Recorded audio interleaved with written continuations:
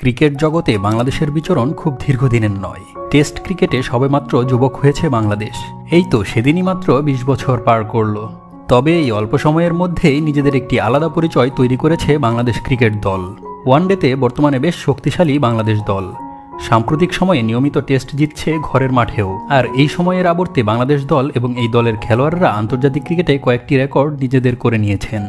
ক্রিকট্যাকারের সৌজন্যে আজ আপনাদের জানানো হবে আন্তর্জাতিক ক্রিকেটে বাংলাদেশি ক্রিকেটারদের ৬টি রেকর্ডের কথা।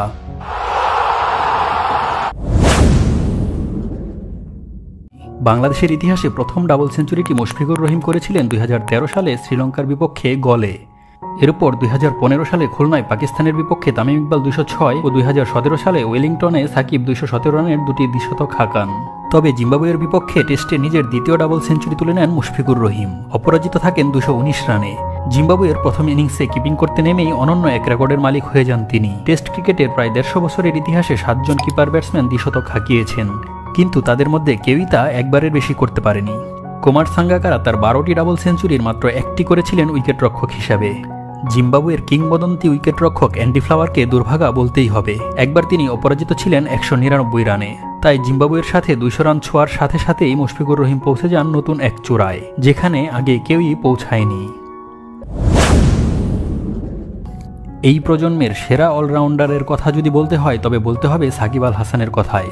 তবে শুধু এই প্রজন্মই নয়, সাকিব আল হাসান নিজেকে সময়ের গণ্ডি পেরিয়ে নিয়ে গেছেন মহাকালের খাতায়। তার নাম উঠে গেছে সর্বকালের সেরা অলরাউন্ডারদের ছোট্ট তালিকায়। এই তালিকায় নাম ওঠানোর পথে সাকিব করেছেন একের পর এক রেকর্ড, নিজেকে নিয়ে গেছেন অনন্য উচ্চতায়।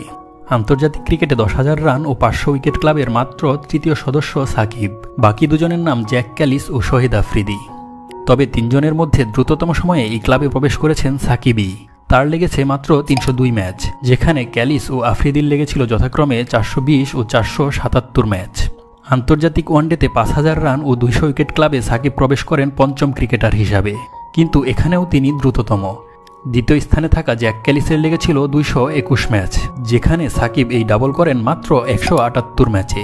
টেস্ট ক্রিকেটে এখন পর্যন্ত ১৪ জন ক্রিকেটার ৩,০০০ রান ও ২০০ উইকেটের ডাবল সম্পন্ন করেছেন, যাদের মধ্যে আছেন sir Garry Sobers, Ian Botham, Imran খানের মতো কিংবদন্তিরা। ওয়েস্ট ইন্ডিজের বিপক্ষে টেস্ট সিরিজে এই ক্লাবের চতুর্থ সদস্য হিসেবে প্রবেশ করেন সাকিব আল হাসান। এখানেও তিনি দ্রুততম।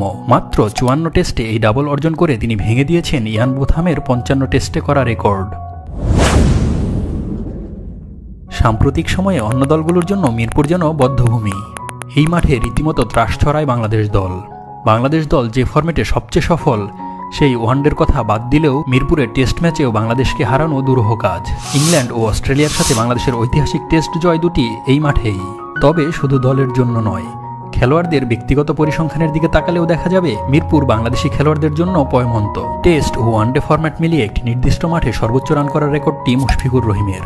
শেরেবাংলা স্টেডিয়ামে তার রান ৪,৪৩৩।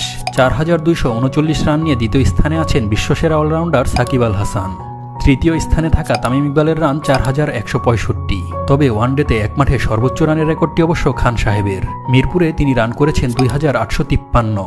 এই রেকর্ডের তালিকায় দ্বিতীয় স্থানে আছেন মুশফিকুর রহিম, তার রান ২,৬৬৬। ২,৬৫৬ রান নিয়ে তৃতীয় স্থানে আছেন সাকিব আল হাসান। এবং ওয়ানডেতে একটি নির্দিষ্ট মাঠে সর্বোচ্চ উইকেট শিকারের তালিকায় মিরপুরে ১৩১ উইকেট নিয়ে প্রথম স্থানে আছেন সাকিব আল হাসান।